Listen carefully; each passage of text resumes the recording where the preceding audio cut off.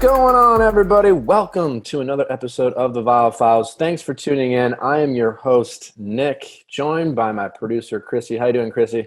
I'm doing good. Keeping it together.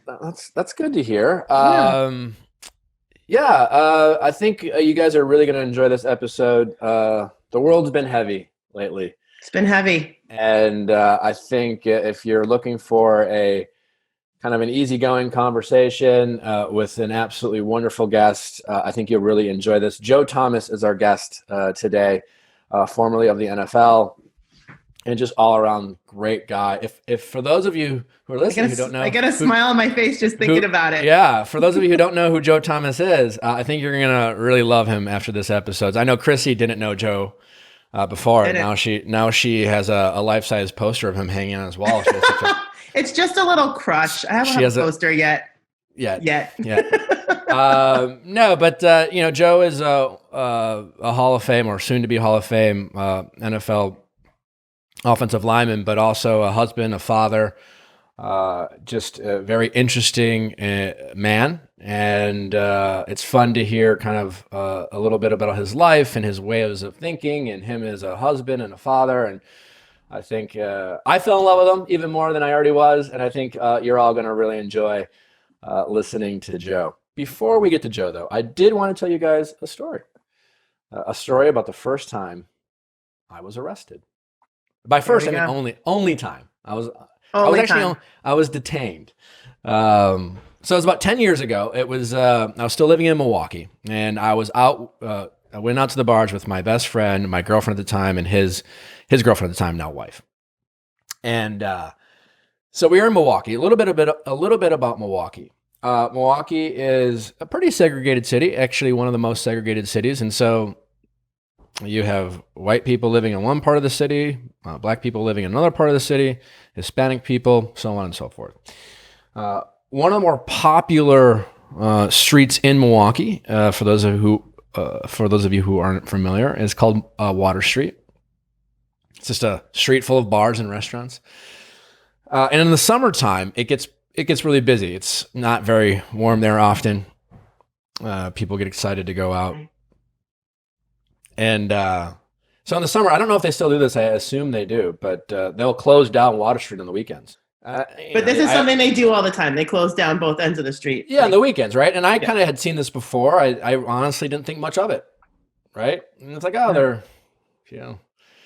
they're keeping the peace. I just assumed if people got arrested, they deserved it, kind of thing. And so at the end of and no, also keep in mind, I say one of Milwaukee's one of the more segregated cities is that when you go to Water Street, the people who are at the bars are predominantly white, right? At least, I mean, I don't have exact numbers, but I would say on the low end, at least 80% and probably closer to 90% of the people who are out at the bars are white, right?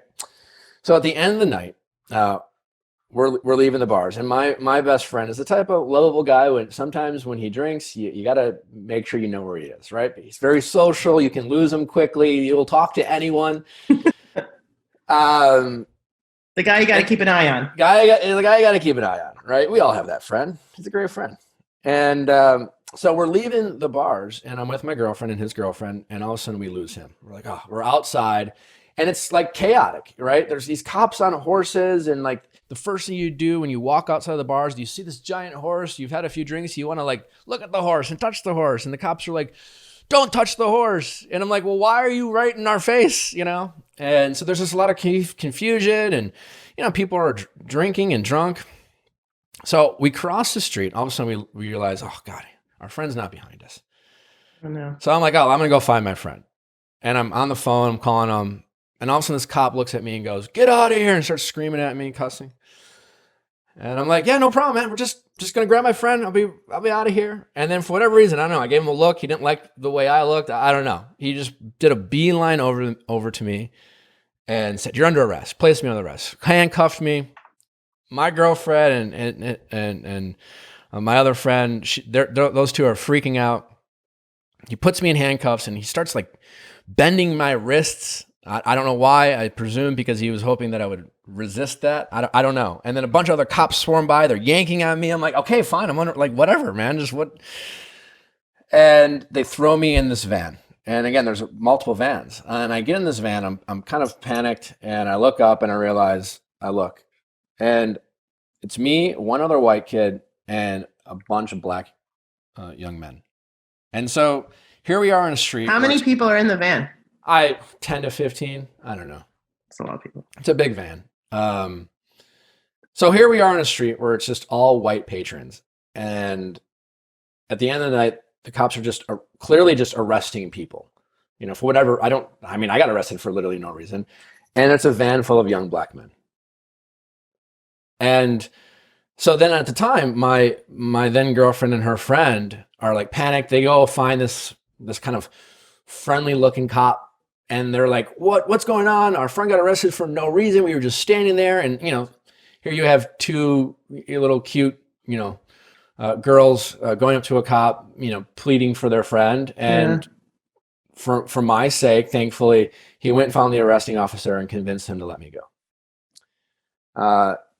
So the cop's giving me this whole speech, and, it's like he knows he had no reason to arrest me. Yeah. And I don't know if the guy, the cop that my friends went to was his senior. I don't know.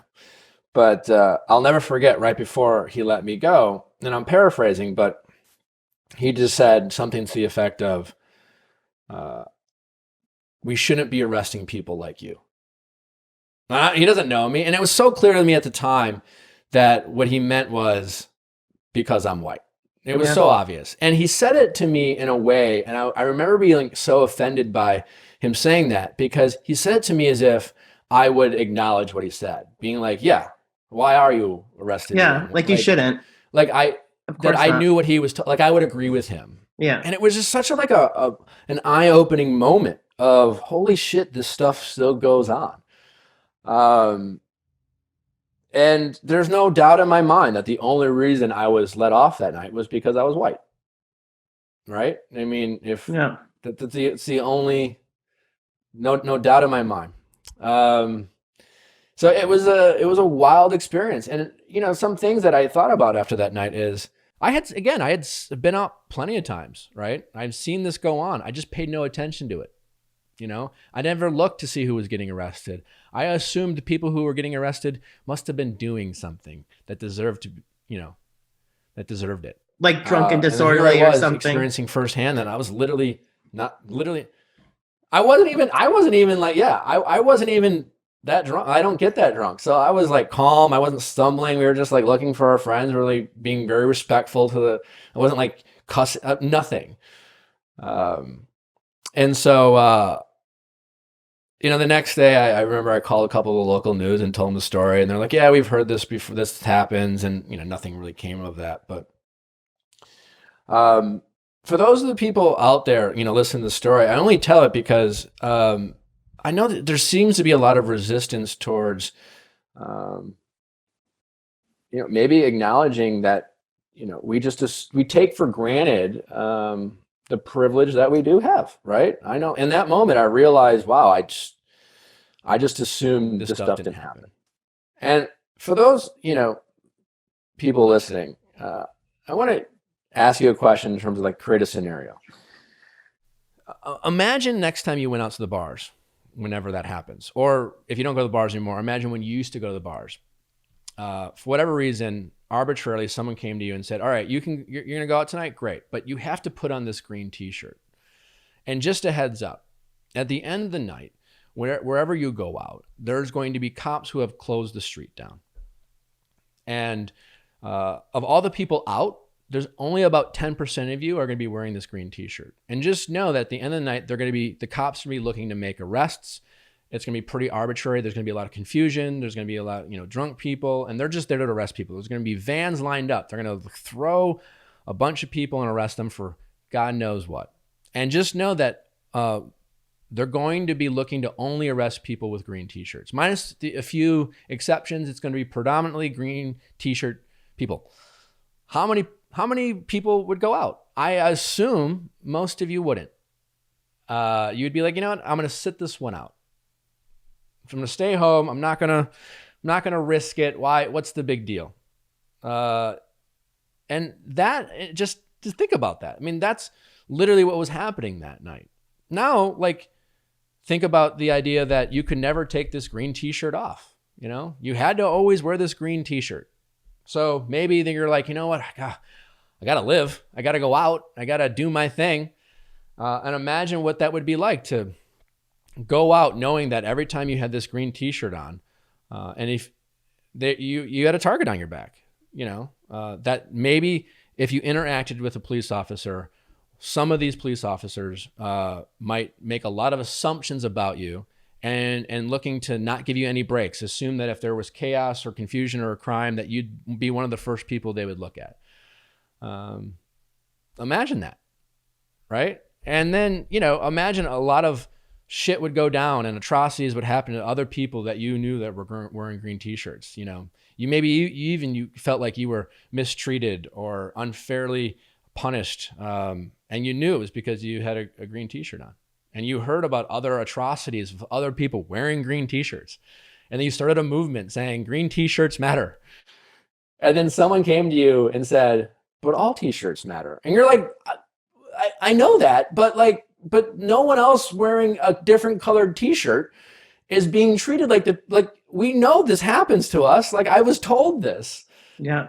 And that's what, when you say all lives matter, like, that's what you're doing. You're like, no one's saying that, all lives don't matter. And I sometimes just don't understand why people are so unwilling to just acknowledge that there are people out there who aren't treated fairly. You know, that I know sometimes it's hard to, like, I remember thinking when that night happened to me, it was like, it was sad to realize this does happen. And even if you don't think it does and you never would, it does happen. And sometimes it is scary to acknowledge that. But I don't know why some people are so resistant to saying, you know what, maybe I haven't seen this happen. I don't want to believe it happens, but clearly it is happening. And I want to support it. I want to support the movement. I want equality to be a thing. And I just don't get why some people are so resistant to acknowledging that not everyone is treated fairly. So I don't know. I hope you guys enjoyed the story.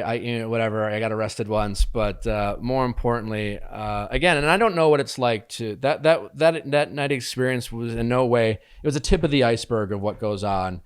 I literally can't imagine what it's like to be a Black person having to face that day in and day out. And I'm fortunate that I had kind of that experience to kind of make me at least a little bit of aware. Yeah.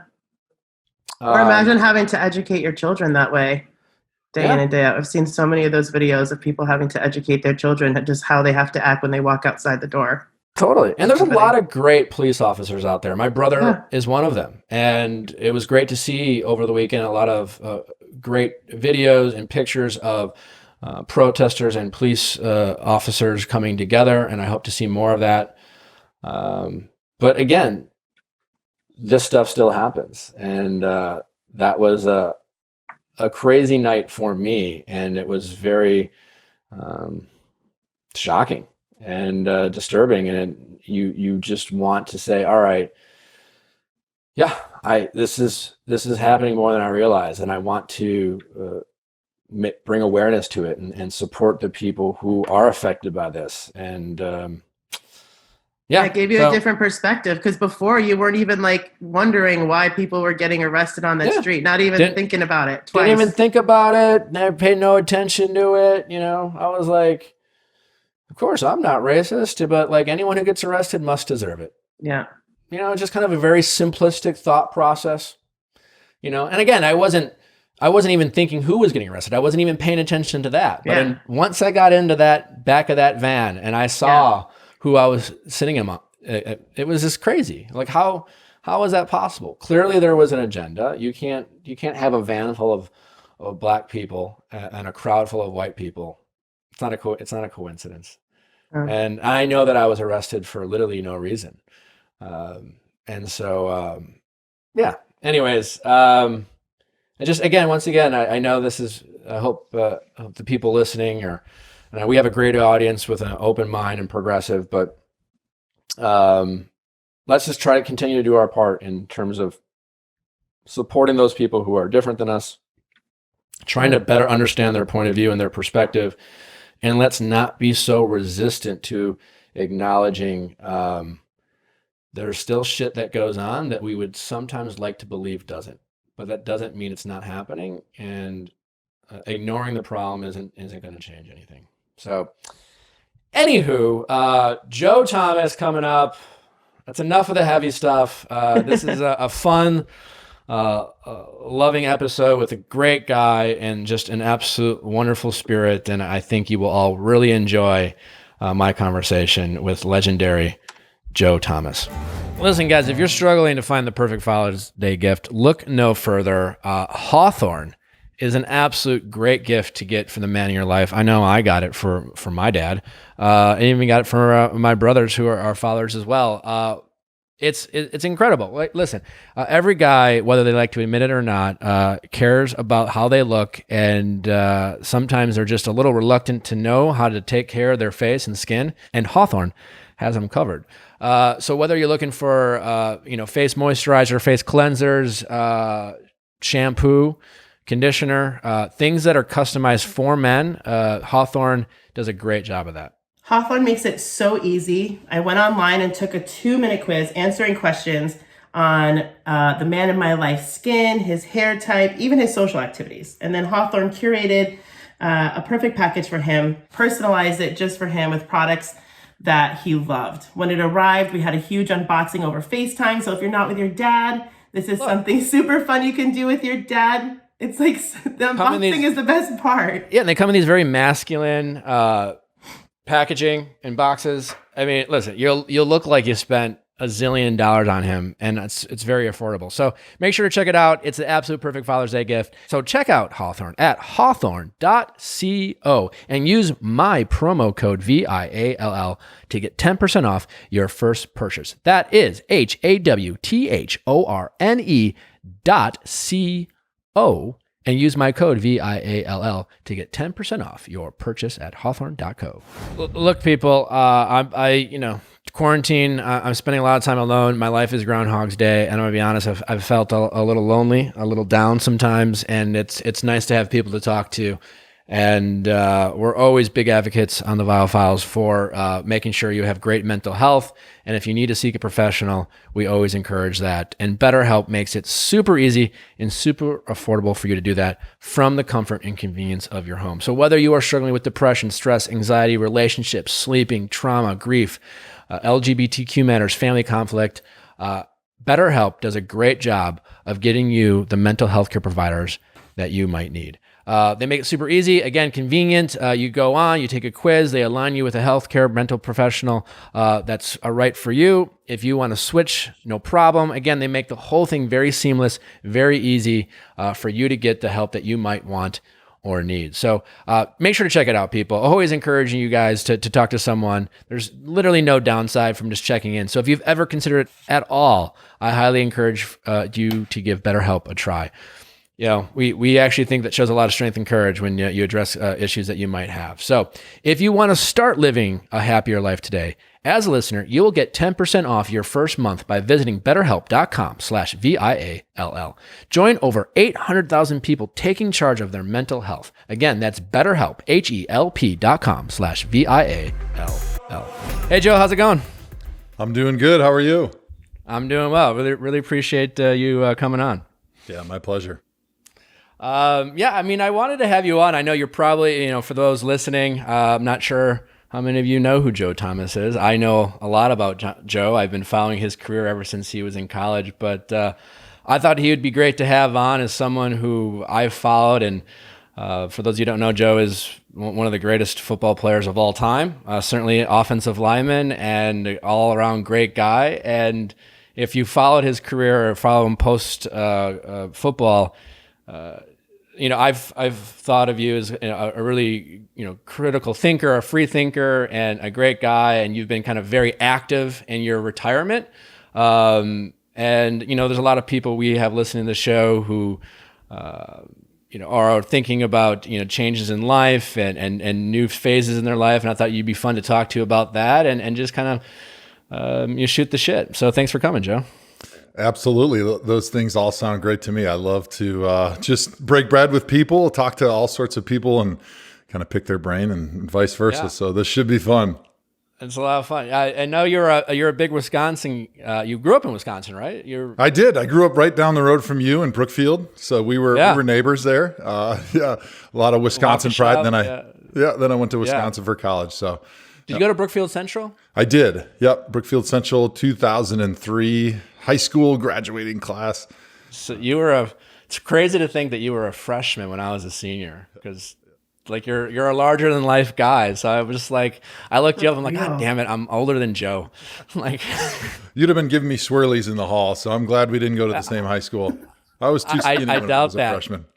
When did you really kind of sprout, I guess? Yeah, I was pretty tall. So I was actually 6'6" when I was a freshman, 14 years old, 6'6" with a size 16 shoe. So I was a little bit clumsy back then, but I started to fill into my body a little bit in high school. But when I graduated high school, I was still only 250 pounds. And so once I got to college at Wisconsin, they immediately took me from being a defensive end, tight end, and said, all right, you're going to be a left tackle. You got to gain some weight. And so I gained about 35 pounds in that first semester, which is not that uncommon if you go to Wisconsin and you're just a regular student from all the beer and cheese that you're consuming. But I did it in a little, maybe more healthy. I'm not exactly sure, because they would just feed us these 1,000 calorie milk fat carton smoothies after every workout to try to get us to gain weight. But it was good because you had to have that weight to play offensive line. Yeah, I mean, it must have been interesting. I know we talk a lot about weight, and we have on the show, but interesting kind of phenomenon to like have to constantly work on your body. And it's one thing, like I try to stay in shape and stay active, but to kind of usually go people are usually trying to lose weight, right? And you're trying to constantly put on weight. Was that what was that like at first? Did it feel natural, or was that gaining weight so rapidly, other than like just from a football standpoint, was it kind of an interesting kind of interacting, especially in college, you're changing your body, you're getting bigger, maybe even getting like a belly, it was from a student standpoint, or were you just like, I'm just a football player, it's fine? Yeah, I think, I was focused on trying to be a good football player, and I knew that, being bigger was just part of the job description. But it was fun because, you go to the bars, you're trying to gain some weight. And so you have a big night, and then you go and eat 2 Chipotle burritos right before bed, and your buddies are trying to hang with you, but they're gaining bad weight, and you're like putting on muscle because you're 18 and you're lifting and you're training really hard. So that was fun. But I will say that after doing that for the better part of a decade and a half, from college and through the pros, like you get to the point where every meal you're eating where it feels like it's Thanksgiving, and you just can't eat one more bite. And that feeling of being overly full all the time, it does wear on you after a while. But now that I did lose the weight and I'm much more conscious of what I eat, I do miss those days a little bit where you could just literally eat whatever you want and as much as you want. And just every meal was like the greatest feast of all time. Yeah, I mean, that's since retirement, you've transformed your body again, and so is that just a result of being really strict with your diet, or was it more? I think I read something where you kind of naturally lost a bit of weight, just not trying to keep weight on. But how hard was that, and how's that affected kind of your kind of overall health and your feelings, like not feeling emotional feelings, but just do you feel like what's that been like? I cry a lot more now these days. I'm not much more emotional. I'm in touch with my my kinder, gentler side. But no, towards the end of my career, I started to have a lot of joint pain. It's part of playing in the NFL, but also when you're eating as unhealthy as I was eating, because I was eating really, really high sugar foods, high carb foods, and I was drinking sodas and milkshakes and eating ice cream and cookies before bed. And I was doing anything I could to put calories into my body, because I'm not naturally a 300-pound person. I'm probably naturally around 250. And so to be able to go from 250 to 300 to play football in the NFL on the offensive line, you have to put so many calories in your body. And then on top of that, you're burning a ton of calories every single day, because every day you're weight training and you're practicing. And so it was like a grind and all that sugar in my body and all those carbs that I was eating, I started to kind of have a lot of inflammation just all over. And I thought, Yeah. well, it's just because I played 11 years in the NFL and, it's just starting to add up. And, my knees were always swollen. I would have to walk down the stairs backwards because I was just in a lot of pain. And so I was really looking forward to losing weight because I knew, my doctor told me that like 1 pound of body weight is like 3 pounds through your joints. So losing 50 pounds is like 150 less pounds going through your knee. So it's going to be a big impact on how you feel. And that was absolutely true as I started losing the weight. But more than anything, just not eating all those sugars, because I went with kind of the low carb approach. All of a sudden, like my skin clears up, my knees are feeling better, like my fingers, I can bend them again and make a fist because they're not swollen all the time. And it was like this ancillary benefit that I never expected, that all of a sudden eating more vegetables and proteins and moving away from like the carbs and the sugars, man, I feel really good. And so my goal was just to kind of lose the weight and then go back to sort of a normal diet. But actually for the last couple of years, I've been pretty much on like a keto low carb diet just because of how much energy it gives me and how good it makes me feel.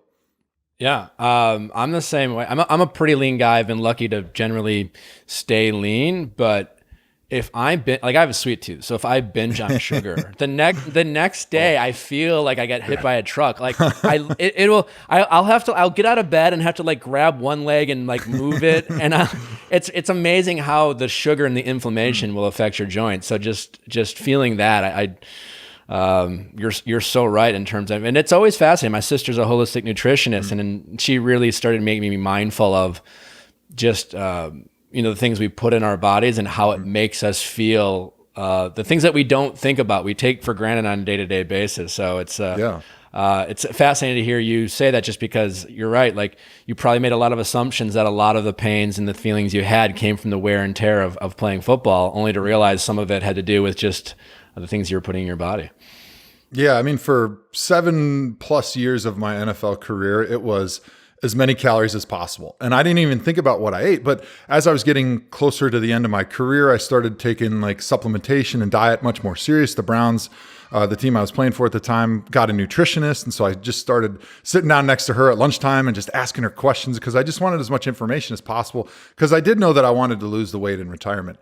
And I never would have believed, if you told me my rookie year, that food has such an effect on how you feel, like what you eat, not necessarily how much you eat. I never would have believed it until I experienced it myself. And like you mentioned, the first 25, 30 pounds kind of came off pretty easy, but that last like 20 pounds that I wanted to lose, I really had to kind of stick to the diet. But those were the most rewarding pounds, like losing that last 20. I'm like 255, 250 right now. That last 20 took a little bit of dedication, and it felt really good, like to just get put that commitment into something and see it paying off.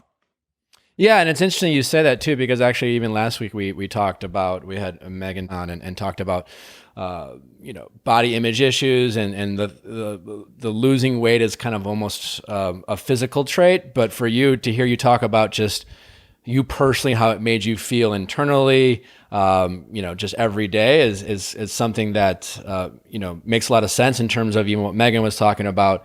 That seems to be a more healthy motivation in terms of like why we should like look to improve our bodies, of how we feel on the inside. And if, as a result of appearances, then great. I thought you were a handsome guy before, Joe. You're a handsome guy now, but it's nice to know that you are. Everything, right? But no, you're exactly right. I mean, for me, the goal of losing weight was to feel better. And along the way, all of a sudden my wife's like, now she's starting to look at me again. I'm like, okay, this isn't that bad. Like it's a nice ancillary, side benefit to, okay, I want to feel better. And okay, my clothes fit a little bit better now. And I'm not the tubby O lineman walking down the street anymore, which, some days you miss that, but overall, I'm pretty happy about it. As a straight male, Joe, who's been following your career post retirement, you grew a beard, you shaved your head, you've gotten kind of more GQ on us. Yes, you went from offensive lineman to like very stylish, trend. So GQ.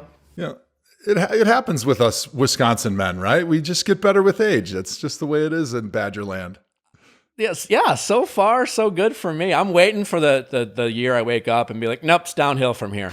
But so far, I've been able to keep up. I gotta say, if I wore makeup, I would never want to use brushes. I'd want to use an airbrush because I've had makeup put on me being on TV. And you know what? I like things. I like things that seem like they should be professionals and I shouldn't have access to them, but I do. And I got to tell you what, if you're a woman who uses makeup every day, I don't know how you wouldn't use Luminous and have a makeup airbrush at the comfort and convenience of your home. I'm just saying, that's just what I think. I don't know what you think, Chrissy. Maybe I'm just off my noodle, but I think that's like a no-brainer. Look, I'm a girl who stands in front of the mirror with all my brushes and sponges laid out all over the place. And, you know, the same thing happens over and over again. You put your stuff on, it gets caked in, and then all of a sudden you've got all your makeup kind of like gathered into your fine lines on your face. And then what do you do now, right? Well, I'm excited because I'm going to be able to try Luminous Silk 4-in-1 airbrush system. And it's a foundation and a concealer and a corrector and primer in one. And it's a formula with anti-aging skincare in it. So you don't need to use your dirty brushes or your sponges with any of the harmful skin stuff that can make your skin kind of break out. So it's dermatologist recommended, and you can shop with confidence with a 30-day money-back guarantee. So listen, you're using less makeup. It goes on more evenly, looks more natural. Over 50,000 people have rated it 4.4 stars. That's amazing. So listen, check it out. Luminous Air has a limited time offer for you right now. So go to trysilk.com/VIALL to get 60% off. Wow, that's crazy. Your Luminous Silk 4-in-1 airbrush system. That's trysilk.com/VIALL. Get smoother, fuller, and more natural looking foundation coverage. Yeah, that's right. Visit trysilk.com/VIALL. Speaking of your wife, I know obviously you're married. You met at Wisconsin. I was looking you up, and I actually loved finding out about the story about how you first met your wife. And I was wondering if you maybe could share that with the audience. I thought it was pretty neat and kind of funny. So it's kind of funny. There's like two stories that we were telling people for a long time, as is typical when you like first meet in the bar. So it was like the family story and the friend story. So it was the summer of my sophomore year in college. We were both living in Madison. We were both living in apartments that were on Lake Mendota. I mean, awesome spot. We had a pier and we were right across the street from each other. We didn't know each other, but she was on the basketball team. I was on the football team. She lived with basketball girls. I lived with football guys. And so you'd see each other like riding your scooters in the mornings at like 6 a.m. and nobody else in Madison is riding scooters at 6 a.m. Because we were just the athletes going to work out. And so we'd see each other. And so obviously she caught my eye because she was beautiful and she was tall and I'm tall and not beautiful. So I'm like, all right, I got to go for that one. And then we ended up kind of seeing each other in the training room because occasionally the basketball girls would come over to the training room that the football team used if they needed rehab or they needed some special care. And so kind of saw her in there a little bit and, heard her talking to her friends. I'm like, all right, someday I'm going to run into her and it's going to be great. And actually, so there's a bar in Madison called Wando's. It's a really popular bar. It's close to the Kohl Center. And it was her 21st or 22nd birthday, and it was bar time, so we were both outside, and she actually was with her boyfriend, and I was just kind of like a little bit inebriated, and I was leaning up against one of the scooters outside with my buddies, and she walked by, and I'm like, all right, this is my time. And so I just went right over to her, and I was like, hey, honey, I'm Joe. I want to take you out in my canoe someday. That was my pickup line because I actually had a canoe that summer. And I think she looked at me like, who is this idiot? But she didn't slap me, which was good. And her boyfriend, I don't even know what his name was. Thankfully, he was smaller than me. So he didn't pick a fight. So I got her number there. But then like she wouldn't get a hold of me for a good 2 months. Like I tried to text her a couple times, call her, nothing, crickets. So I kind of gave up on it. And then all of a sudden, one day in the summer, like out of nowhere, she sends me a call like, hey, you want to get together? I'm like, okay, great. So we're going to meet at Wando's and we get there and she's with a guy and a couple girls.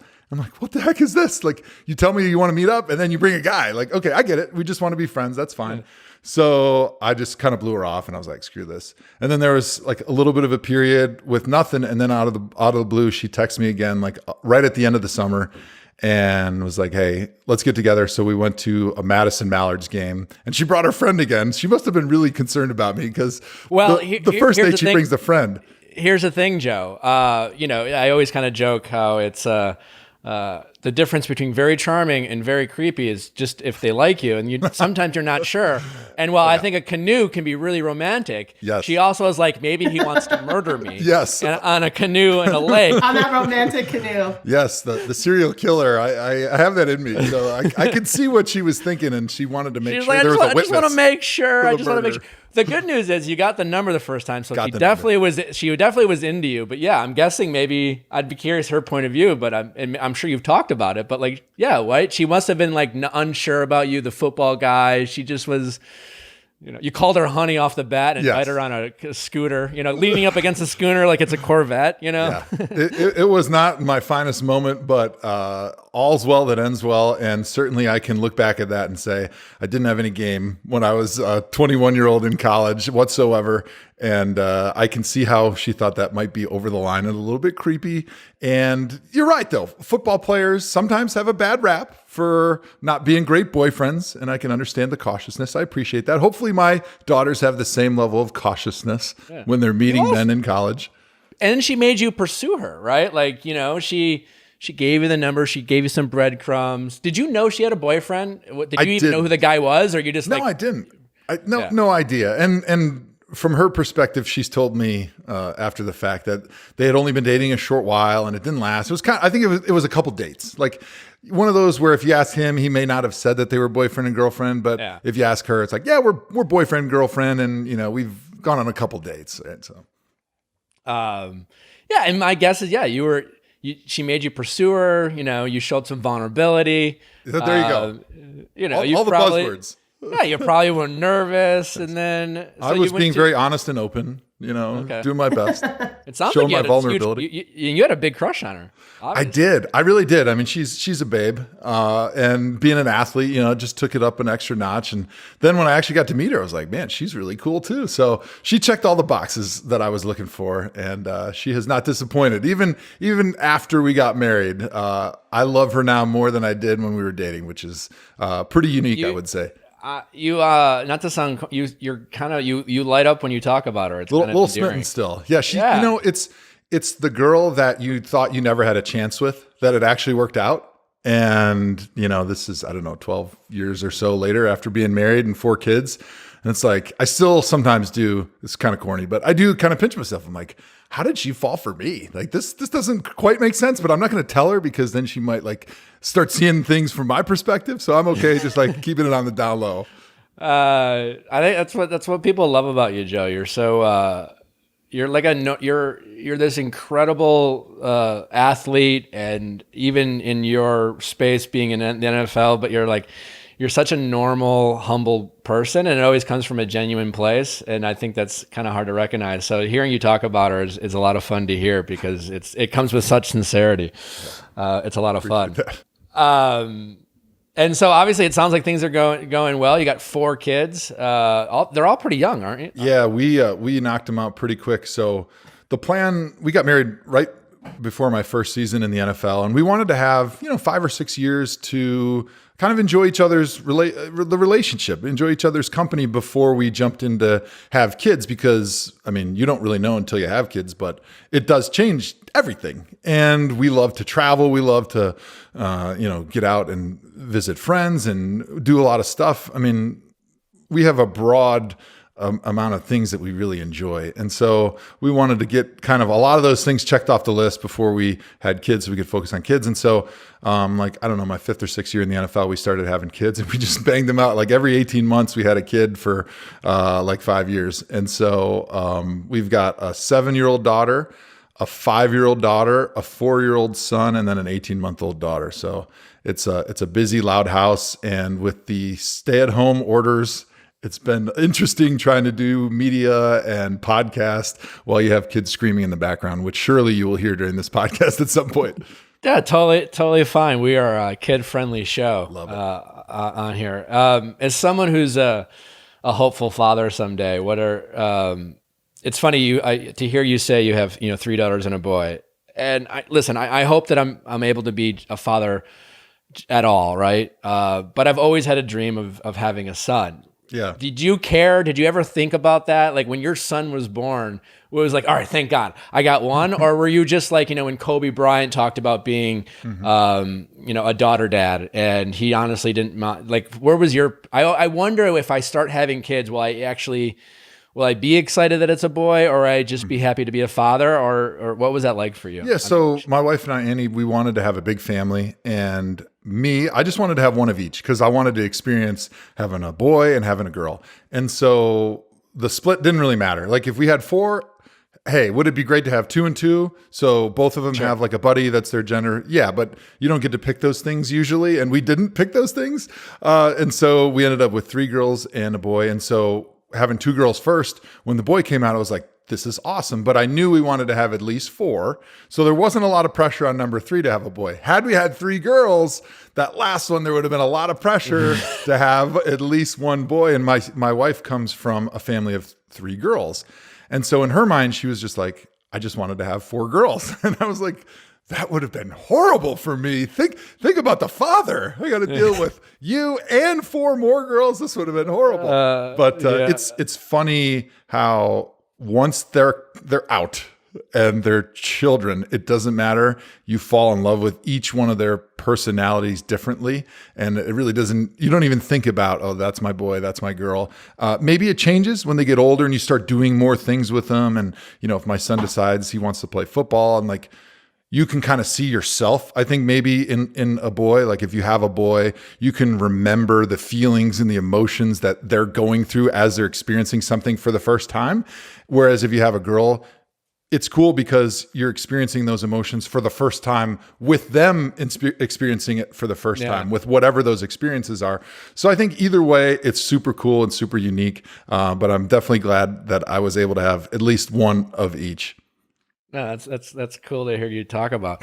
How has your role kind of changed, since retirement in terms of being a father, or has it maybe not changed at all in terms of like, the type of father you wanted to be, and given the time that you had versus the time that you have now? Yeah, it's been awesome. I love retirement. Not playing in the NFL anymore is pretty special. Like I'm so lucky to have the amount of free time that I do now to be able to spend on my family and my hobbies and like do all those things that I've always wanted to do that you just didn't have time when you were playing in the NFL. Like the NFL has a nice off season. Trust me, we get plenty of time in the off season. You get usually 2 months in January, February, and you get a month in the summer. So you got lots of time, but in season, I just wouldn't get to see him all that much because usually I'm at the facility by 6:30 or 7, and I get home by 6:30 or 7 at night, almost every day of the week. And so you just don't get that time from July through January with your family. And so you kind of miss a lot of stuff. And so being able to be retired, I'm really diving into all these things and taking on more of a role in the family and the household, which has been fun. Like before, my wife did all the cooking and all the cleaning. And when you get home from football, you're just tired. You don't have time to do any of that. You just sit down and you eat and then you go to bed. Like you're just exhausted. And so I didn't know how to cook at all. I love to eat. I knew how to eat, but I didn't know how to cook. And so right when I retired, we had my last daughter, who's now 18 months. And my wife was like, all right, it's your turn. Boom. You're the cook and clean now.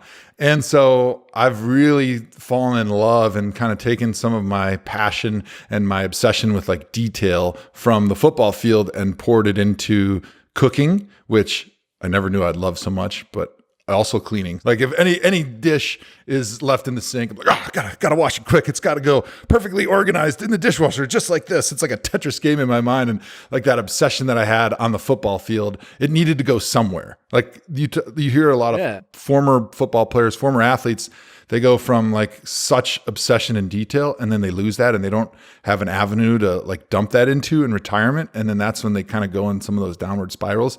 So I've put them into organizing my dishwasher. That's great to hear you say what a that. great life in retirement I'm living here. You're being modest again, Joe, because it's, again, I follow you on Twitter. I watch a lot of sports. At Joe Thomas 73, in case you guys are wondering. Yeah, you should follow Joe. He's a good, even if you're not a football fan, he's a good follow. but you've been highly active in your retirement career. And for those of you who don't know, who didn't follow Joe's career, he talked about his attention to detail. And you have an illustrious career, and what you did may not ever be replicated again through your consistency and just like how successful you were, like not getting holding penalties. And again, I don't know football like you know football, but I know enough to know it's more than just being the biggest and the strongest in what you did, right? And to be able to be, you talked about, I watched something of you recently in terms of just like, you talked about your track and field experience, and I ran track and field at Wisconsin, and just like how you leverage that and just the subtleties of the game, and how what I've noticed you from afar transition that in again to your retirement, whether it's broadcasting, your fitness, and you talk about cooking and cleaning, and it's really cool to see you apply that. It's something I've related a little bit, where here I have this career change. I used to sell software, and now I have a podcast, and I'm out here in Hollywood, hustling things. And I attribute a lot of my success in terms of like, taking some of those skills you learned in life and then applying it just in different ways. And it's cool to hear you talk that way. Yeah.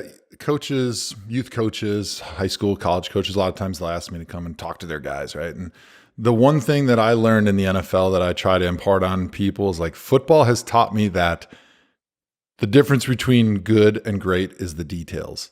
Like, everybody in the NFL is good. Those guys in the NFL, every one of those were All-Americans in college. Everyone were the best players on their team. But you get to the NFL and now everybody's talented. Everybody's big, strong, fast. If you want to go from being like a starter to being a Pro Bowler, it's the detail. It's not the talent. It's how much am I willing to sacrifice and focus on the things that most people don't think are important. And then taking that, and if you apply that to any other area of life, that's how you be great at anything else. It's the obsession to the detail, no matter if it's a podcast, no matter if it's an NFL analyst, no matter if it's a movie star. Like, it's their detail that makes them great. Yeah, no, absolutely. And kind of honing in on your craft and having a passion for something that you like to do, like whatever it is, like you just kind of have to have a passion for it. And it's really cool to hear you say that, because, so many people, I think it's hard in life. I've always said, like, so much of being in your early 20s is living up to the expectations you set yourself when you're a teenager. And like, what do you know when you're a teenager? And then you get to this point in your life when you're like in your mid 20s and you're like, well, I don't know if I like what I do. But you're too afraid to transition. And sometimes you just kind of have to you have to find something you're passionate in, and it's going to be hard, like you said. But if I'm a big believer in, if you really want something, you are willing to do the work, you can have success with that. And it's cool to see you do, and it's something I try to talk to and speak to from my audience. And I attribute a lot of the success I've had into some of that work. And granted, there's luck along the ways, but I'm a big believer in you put yourself in positions to be lucky because you've done the preparation. And it's cool to hear you say that. Yeah, you find that passion, it gives you the desire to not round any corners and cut any corners, to commit yourself to the level of detail that it takes to be great. Because, when I was a kid and my mom's like, clean your room, I did the bare minimum because I hated it, right? But if you had a passion for it for some reason, like, you would do a really good job and it would be easy. It would come easy. And so, finding that passion is huge. Like, that's one of the things that, I have a few canned speeches when I got to go talk to groups of people. And that's one of them. It's like, what's your why? What's your passion? And if you're a football player, why do you want to be great at it? And if you find that why it's important to you, you can be as good as you want to be. Yeah, that's definitely true.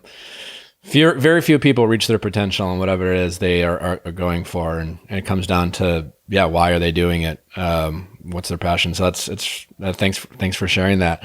I remember hearing a story long ago, and I'm assuming it's true, but you can let us know if it's not. But talking about your career, but on draft day, you were a number 3 pick. So for those of you who don't follow the NFL, like if you're, they'll have a pretty good idea of how high you're going to go, give or take. People slide, but if you're considered a top 10 pick, you get invited to New York when it was in New York, and it's a big deal, but you chose to like hang out with your pops and go on this canoe. And you were like, I think you were like on the lake when you got drafted and kept it really low key.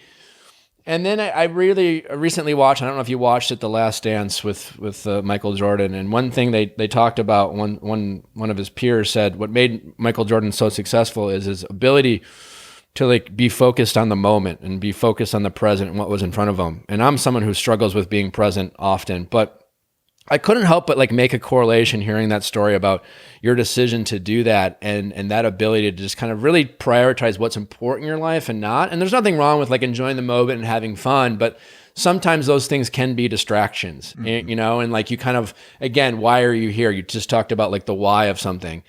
And to me, it kind of spoke to me. I'm like, you didn't want to do that. Is that story true? And what was your reason for doing it? And I'm just kind of, I remember hearing that and it resonated with me so much. It's funny. That's the one story that even non-football people, when they come up to me and talk to me, they're like, they remember, you're the kid that went fishing on draft day, right? So I was drafted in 2007, number 3 overall by the Cleveland Browns. And at that time they invited the top 5 draft picks every year to New York, and you put a suit on and you get to go hug the commissioner, and they, tote you around New York City, and you do tons of media, and it's huge, big for marketing exposure and stuff. And so they try to sell it to you as a player as like, this is a great opportunity to get your face out there and, build your brand and all this stuff. And it was an easy decision for me to not go, and they couldn't understand it. One, I didn't own a suit, and so I wasn't ready to pay $1,000 for a suit that I wasn't going to wear on my job. But outside of that, I looked at the schedule and I said, this might be the last time for a very long time that I get to spend a day with my dad fishing, which is what we used to do almost every single weekend growing up, every Saturday. And the draft happened to be Saturday morning. And I said, because once you get drafted, you immediately fly to the city that drafts you, you do media, and then right away you get into practice and you start practicing and you have meetings. And that pretty much goes straight almost all the way through the summer into the season and then into the off season. And so it's a good 9 months before you really have like free time almost. And so for me, it was prioritizing what's important right now. And so going to New York and putting a suit on and acting all important, that wasn't important to me. Like, I would much rather spend that moment and that time with the people that I love, the people that were a big part of me getting to where I was. And fishing with my dad, it was an easy decision. Like, to this day, I still love that. And when I retired from the NFL, the retirement gift I gave myself was I took my dad on a fishing trip to Canada, because that's what he did a couple times for me growing up. And those moments are memories I'll never forget. No matter how many times I get hit in the head playing in the NFL, like, those moments are with you forever. And really, at the end of the day, what do you have except for those memories? Yeah, no, that's great. But I do you think you take for granted how much perspective you had at that age? Because like, I think it's great, but I'm curious, why do you think you had that such great perspective? And you were what, 21, 22 at the time? Yeah, I was 20. I think I was 21. Yeah. Listen, you're 35 now, and it makes so much sense. Like, yeah, of course, of course. Great. Why wouldn't I do that? But like, I don't know a lot of 21-year-olds, including myself, who would have had that kind of maturity and again the ability to know what's going to be important. Do you think you got that from your dad, or your parents, or do you think that's in your personality? No, I think it's definitely from my parents. That was just kind of how I was raised, and the prioritizing things. And my dad was a banker in Milwaukee, and so like, he was Mr. Planner. Like, he wasn't going to go out and buy a box of Ziploc bags without doing the research and finding out what was the best buy. And so my wife makes fun of me a lot because I'm the same way as my dad was in that regard. Like, I'm not spending $1 unless I know that this is $1 well spent on a good quality product. And it's almost like he bought a car a couple years ago, and he needed a new car for like 2 years, and he had the money saved up so he could buy it, but he needed to do like the consumer research. He needed to do like 4 test drives. And I think that like level of obsession with detail also kind of rolled over into my football career. I think and it kind of helped me with long-term planning and understanding, like, it's important to live in the now and prioritize the now, but also understand the decisions you make right now, they're going to affect you down the line. And you don't have to worry about it, but just having that understanding, I think, was something that maybe I had probably at a younger age than most people, certainly. Yeah, no, you definitely did, but it's really cool. And like you said, I mean, other than the experience itself and the memories, you got to feel a sense of pride to be able to tell that story. Because you think about all the NFL players who tell their friends, like they probably don't even talk about the draft day experience. In fact, a lot of them probably be like, "Oh man, honestly, it was a lot of work, and I didn't get the." And you're still how many years later talking about it with a sense of pride to be able to make that decision. And so, sometimes to our younger listeners, think back in terms of when you have those moments of, yeah, what will you be more likely to be more proud of in the future? Yeah. I think is a great way to kind of help you make some of those decisions in the moment. Yeah. For me, like, just thinking about what's important right now, that the priority of, I would just rather spend this time with my dad. And sometimes, it's hard to make those decisions, but I've always been a person that always wants to question everything. Like if you tell me something, I'm just very skeptical, no matter what it is. And forever, the common thought was you get invited to the draft, you go to the draft, you don't even think about it. But I had to think to myself, like, why is this something that nobody even considers? Like, what's the alternative? Well, maybe I want to spend the day with my family. Like maybe that's a better option. So I think just kind of questioning everything was part of it. And actually now, if you look, a lot of the guys, well, this year, nobody went to the draft because of the coronavirus stuff. But in years past, it's become more common and more popular for guys to stay at home and to bring the camera into their house so they can share it with their family, so they can share it with the people that they love and that have been part of their life that got them to that moment, rather than going to New York because they stick you in a little room and you get to have like 2 people with you, and the rest of the people are a bunch of people in suits that you've never met before, you've never seen before, because they're trying to produce a big TV show that's the draft. And it's just not an experience that I think a lot, like you mentioned, a lot of guys walk away and they go, you know what, I think I'd rather would have just been at home with my family and friends. Totally. Yeah. You're so good at so many things. I am curious, are there things that you struggle with and some of the bad habits you have, and maybe things that you've even worked on post-retirement that you've been able to kind of be less focused on a singular thing like as football? Yeah. So let me get my wife on here, and she'll probably have a laundry list. She's got a big memo pad of stuff on her phone. Actually, one of the things that I do struggle with is being so obsessed with completing tasks. Like I've got a to-do list on my phone, and it's like sometimes I get lost and caught up with like just getting this done. Got to do this. And you get so obsessed with that you do lose track of sometimes, like your son's tugging on your leg. He's like, "Daddy, come just play cars with me." And I'm like, you know what? That is a better use of my time than to check off some other list that I got back to somebody about an email. Like something that in that moment you feel is really important because you just got to keep up with things. You got to be responsive. You got to do all these things. You got to check them off the list. But maybe just slowing down and making that time for like your kid if they want to do something with you, or a friend that calls and you're like, you know what, I haven't caught up with that person for a half hour. I got all these things I got to do, but those can wait. Like I'm just going to take a half hour and shoot the breeze with a buddy, or grab a beer with them after they're done with work. Like sometimes those little things I think I lose because I get so obsessed with like, get this done, got to go. Yeah, no, I can relate to having an obsessive personality. Yeah, it's just finding that balance. It can be tough. Yeah, it really can. And I'm thankful to have the personality that I have, because it's allowed me to be successful in some ways. But then sometimes you're just like, oh wow, I need to chill out, man. I'm way too into this. Right. No, you're right. And like from your perspective, I imagine like you have all these opportunities to do radio interviews and TV shows, and you get all these opportunities like, oh, it's too good of an opportunity. I got to make it work. I got to fit it into my schedule. And pretty soon you turn back 6 months later and you're like, well, I'm doing way too much. Like I got to make time for some of the stuff that truly makes me happy. Like that stuff can wait. Like I don't have to do all of that stuff. Just got to find that balance.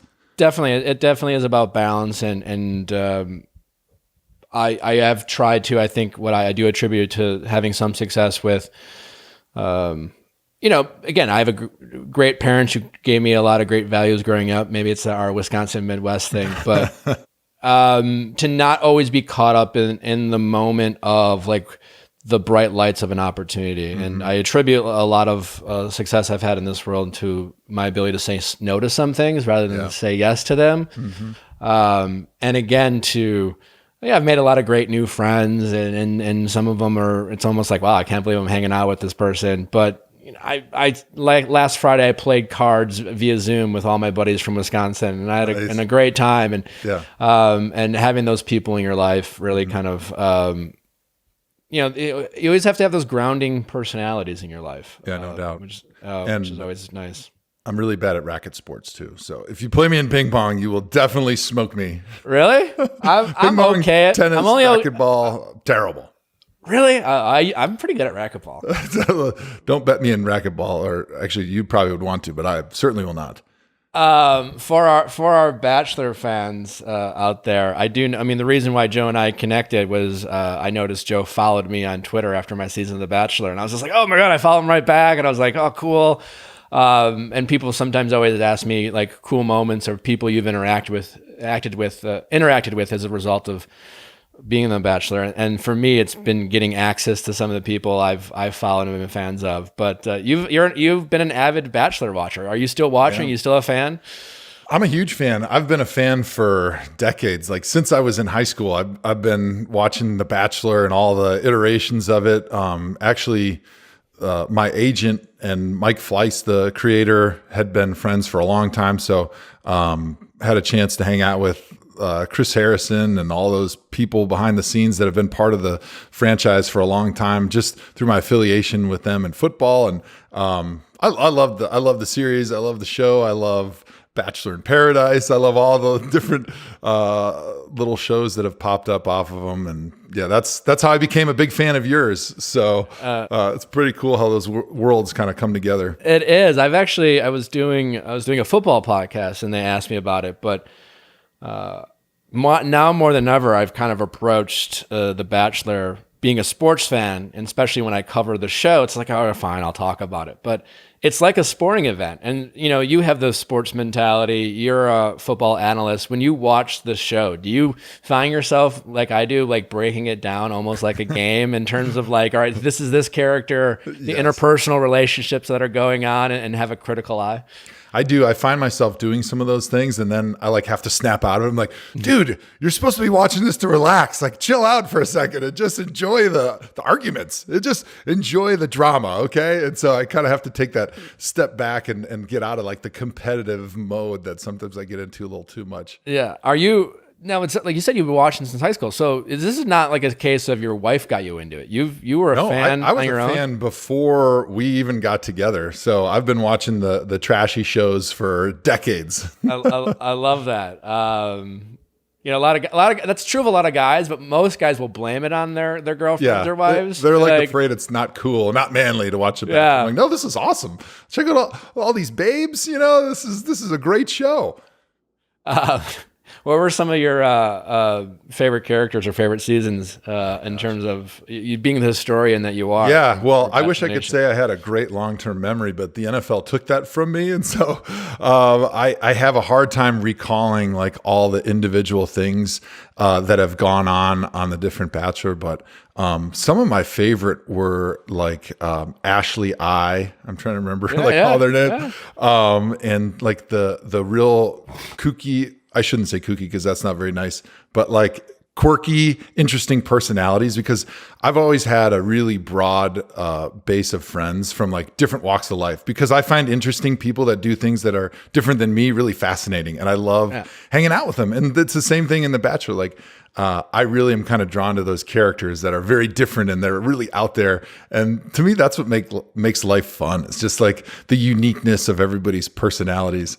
I love that you say that, and honestly, I've noticed that about you again from afar. In terms, like you yourself are a very interesting guy. Like if you follow Joe on Twitter, if you watch him as an analyst, he's quickly become known for his puns. Which honestly, if you were a Bachelor producer, Joe, they would love you because they love a good pun in Bachelor world. Absolutely, yes. And you're really good at that, and so like you can definitely tell that you have a curiosity about life and are drawn to things that are different than you, and that's something that's always been important to me and something I've valued. So I think that's why I've become more of a fan of you outside of the NFL in your retirement than as a football player, just because like as a football fan, I'm like, wow, that's, you know, you for me every offseason, it was like, well, I think maybe the Packers could trade for Joe Thomas. It was always like you were always on the trading block because, Cleveland struggled for a while. And it was just like, as a football fan, that was cool. He's from Wisconsin, maybe he'll come play for the Packers.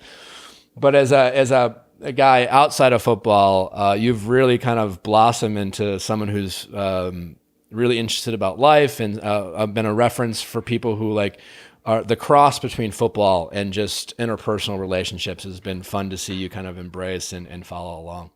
Yeah, it's been fun getting the microphone in my hand, and especially on live TV, because you talked about the puns. And each week on Thursday Night Football, on my podcast, The Tomahawk Show with Andrew Hawkins, and my family and friends, they would all submit hey, you got to say this on the show. You got to fit this into the show this week.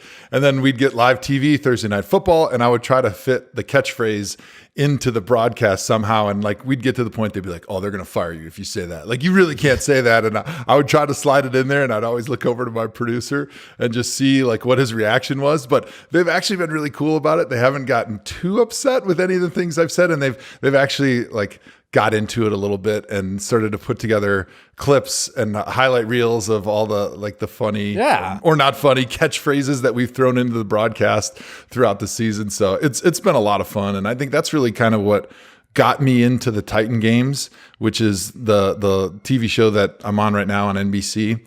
As they're like, hey, we kind of like the quirkiness of your personality and your athletic background. And, if you could put those two together, that would make for good TV. So I'm like, let's go. Let's do it. So, you mentioned that I saw that you won. I don't know if it was a one-off thing, but I saw the clip. It was fun to watch. I got to say, give a lot of credit to your competitor, because at first it seemed like you're going to blow him away.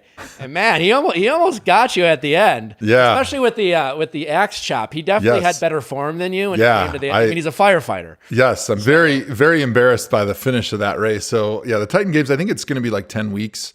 They produced it. We filmed it in Atlanta at a big movie studio in Atlanta in February. And then they chop it up, and they don't even tell you how it finished, right? Because they don't want any spoilers, and they don't even really know how they're going to put all the episodes together. And I was on the first episode last Monday against firefighter Matt Chan, who I keep telling people guys, it was a close race, and you're acting like I should have blown him away because I'm a former pro athlete and he's a firefighter. But dude was number 2 in the world for CrossFit Games a couple years ago. Oh, was he? He's one of the fittest people on the planet, and I'm basically doing a CrossFit obstacle course. So if anything, he should be blowing me away. Yeah, totally.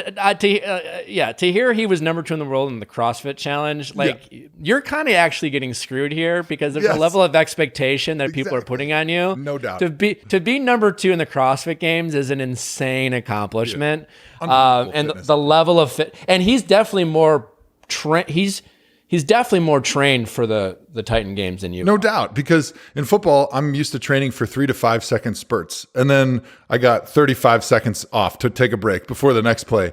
With the Mount Olympus on the Titan Games, it was 3.5 straight minutes of all-out effort, which is what CrossFit is. And I'm not trained for that at all. And on top of that, I'm really big. And it's really hard to get in those little cages that they make you crawl through. And then the big mistake, like you mentioned at the end, was I didn't pull that 300-pound ball and chain far enough. And so when I was trying to swing the sledgehammer, which I'm actually really good at because I've been swinging an axe and a sledgehammer since I was a kid, I didn't have enough chain to actually swing it. And so I make these little pedestrian, short chops at the concrete, and it just looked terrible. But I did get the win. So thankfully I was still able to pull it out, although it was a photo finish. I'm way more impressed with the victory after having found out that he was number 2. Matt Chan is a total beast. And you go into those things, you have no idea. You have no concept of what you're going to do, of how you're going to be at it.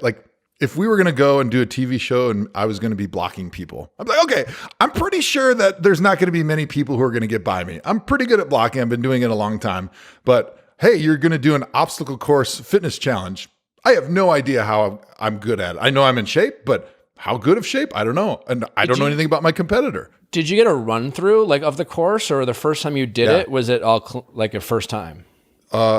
It was the first time. So the day before, they bring all the competitors out there and they show you the challenges. As far as they have a stunt person kind of showing you, all right, this is how you pull the ball. This is how you climb through the cage. This is what you're allowed to do with the, jungle gym thing. This is how you can throw this block. Like they kind of give you the rules, but they don't want any unfairness.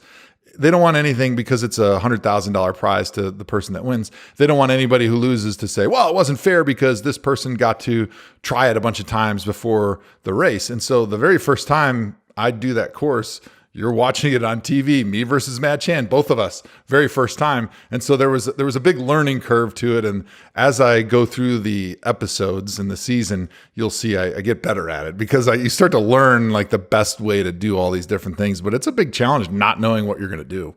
So we get to see more of you on There'll be some more of me. Yes. I'm excited because my kids are finally excited about something that I do because they didn't care at all about football when I was playing football. And so I finally found something that they're like, yeah, Dad, that's cool. And then 10 minutes later, they're yelling at me and they don't care anymore. But for that 10 minutes, I'm a super dad. How was it working with The Rock? I mean, I know he was a football player and, I mean, I have heard he's nothing but a great guy. Yeah. How was it working with him? It's unbelievable. I mean, he's the biggest entertainment star on the planet right now. And his story of going from being a defensive lineman at Miami to becoming maybe the biggest WWE star of all time to becoming now one of the biggest movie stars of all time is just incredible. I have so much respect for him. And it would be easy to think that he would be a guy that has an enormous ego and has no time for anybody. But as soon as we got on set, he comes right up to all of the competitors and starts talking to you like he's known you for 10 years.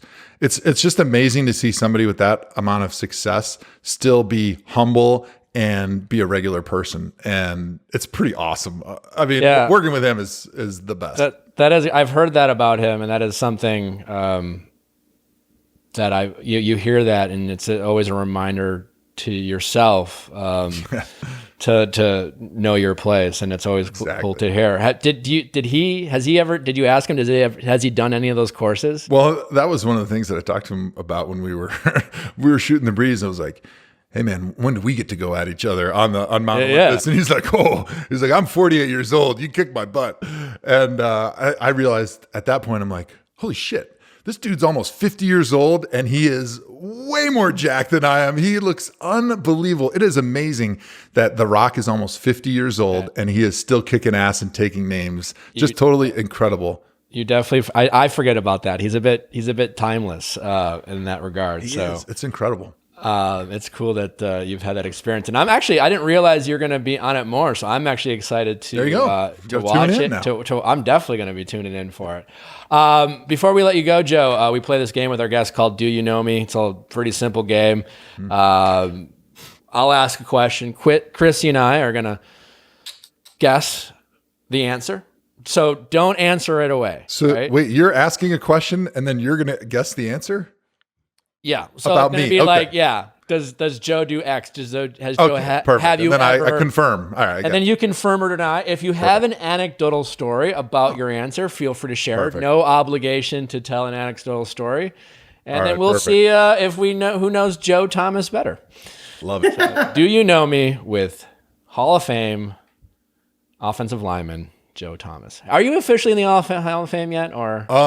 So you need to be retired 5 years to become eligible. And this was my second year out of the NFL. So I've got 3 more years before I get to find out if I get the thumbs up or thumbs down. Joe, well, I'm going to go out on a limb here and say that Joe will be a first ballot Hall of Famer. But all right. Do you know me with Joe Thomas? Number one, I'm actually curious about this. Can Joe do a cartwheel? Ooh. Can Joe, and by cartwheel, I want to, for example, I can't do a cartwhel. It's on my bucket list of things I wish I could do, but I can't. Couldn't you, could it look, are you straight up? Or if I do a cartwheel, my legs are hanging. I don't know how to, I don't know. I've never been good at it. I'm going to say he can. I'm going to say he can. I cannot do a cartwheel. So I'm like you, man. The legs dangle and it's not pretty. Although I haven't tried since I lost my weight. So that might be a maybe. Although for some reason, I'm still a little bit of a scaredy cat of going upside down, and I think that would limit. I think that would limit me from being able to get my hands or my feet in the proper cartwheel form.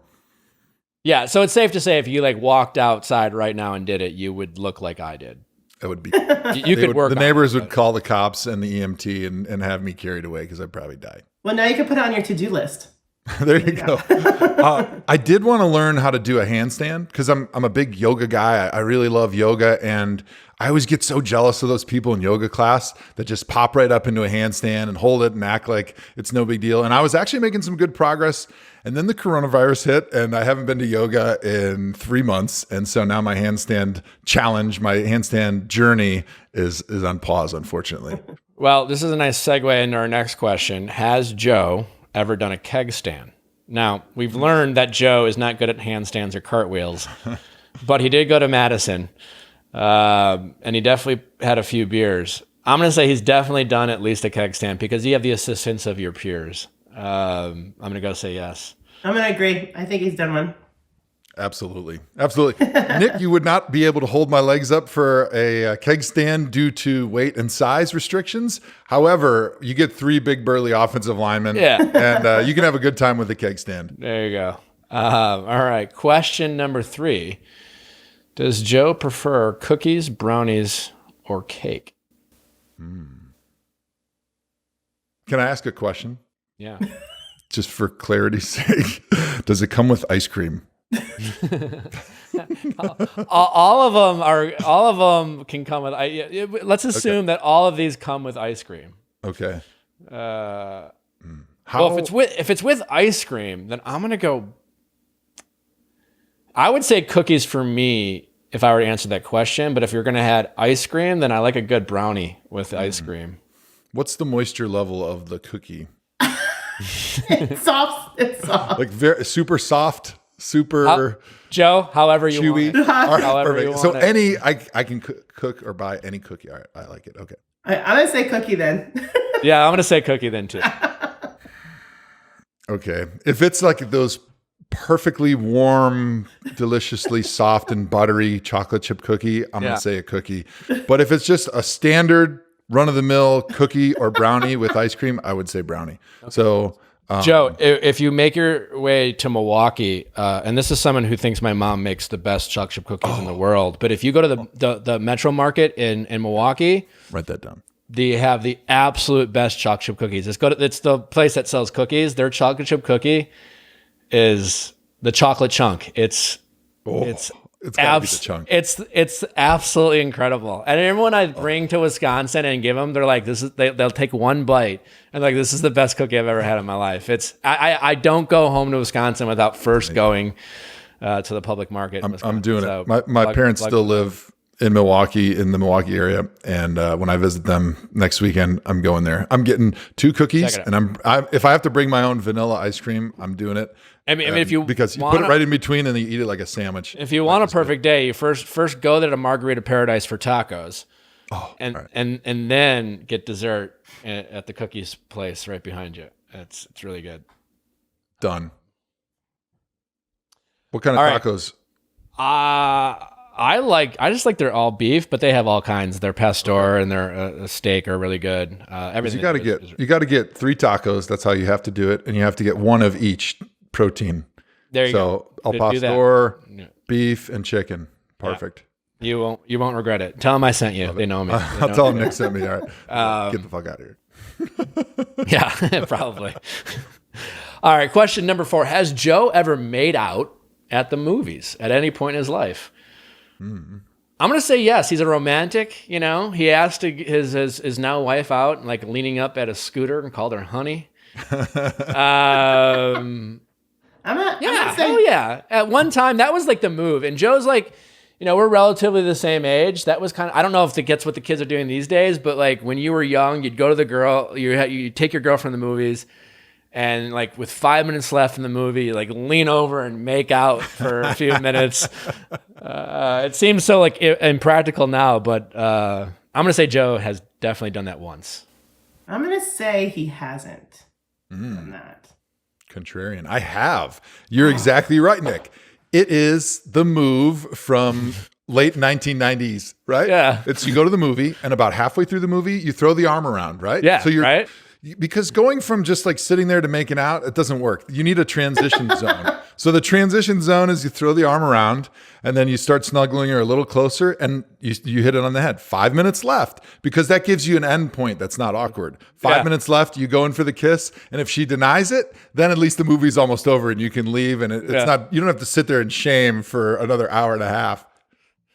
But yeah, and like, honestly, you don't even care about the movie because the whole reason you went to the movie is to make out for some reason. Because absolutely. Yeah. All right. I think, I mean, oh yeah, here we go. One more question. Can Joe name 5 cartoon shows? I'm going to say absolutely yes. He's a father of 4. Yeah, I agree. He can do it. And you seem like you probably enjoyed a good cartoon in your younger years. There's adult cartoons too.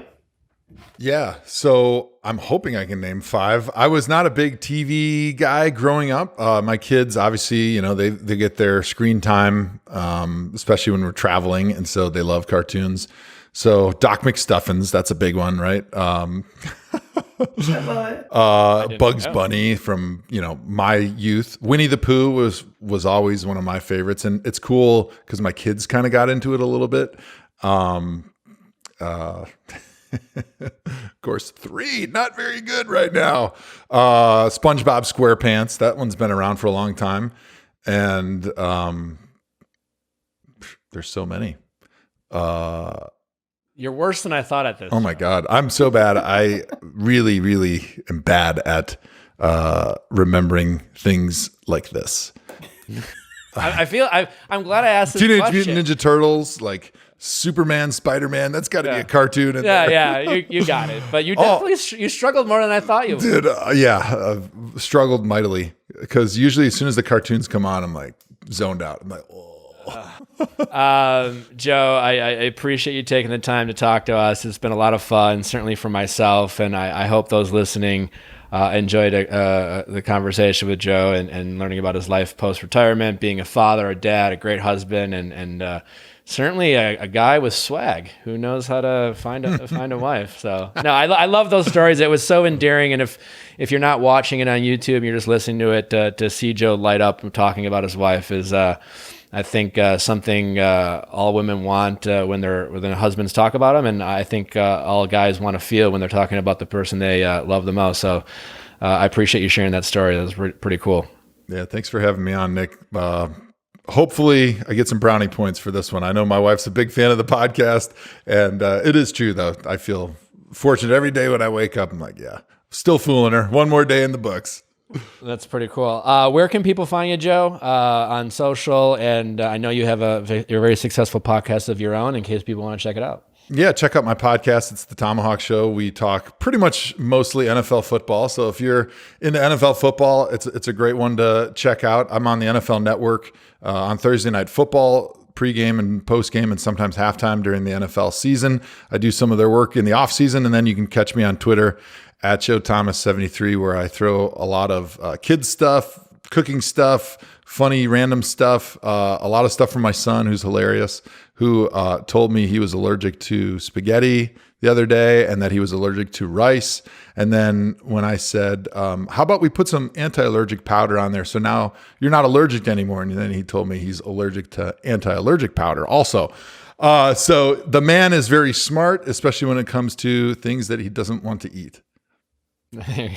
Yeah, your Twitter is great. I loved the video of your daughter mimicking your Titan Games challenge of spinning the table. Yeah. So for all the moms who love baby content, Joe's it's not just a football follow. Yeah, there was a good one that I threw on there a little while ago. This was like right at the beginning of the quarantine when we started the homeschooling. And my wife didn't even notice it, but like all 4 kids were screaming at her at the same time. And she was just like going nuts on them. And she had a big glass of wine. It was like right in the afternoon. And I was like videoing, and I just looked at the phone. I said, this quarantine life is crazy. And everyone could relate instantly that had kids at home, that were off of school, that were driving everybody nuts. Yeah. Yeah, that's great. You're a very entertaining guy, Joe, and I really appreciate the time. So congrats on all your success, and I really look forward to seeing what's next for you. I have a feeling it's going to be a lot of great things. So it's been really fun talking to you. I appreciate it. Cool, Nick. I appreciate it. Thanks for having me on, man. All right. Thanks, buddy. Thanks for listening, guys. We appreciate you always tuning in. Don't forget to send in your questions at asknick@castme.com, cast with a K, for your questions for our Ask Nick episodes. And until then, we will see you on Monday.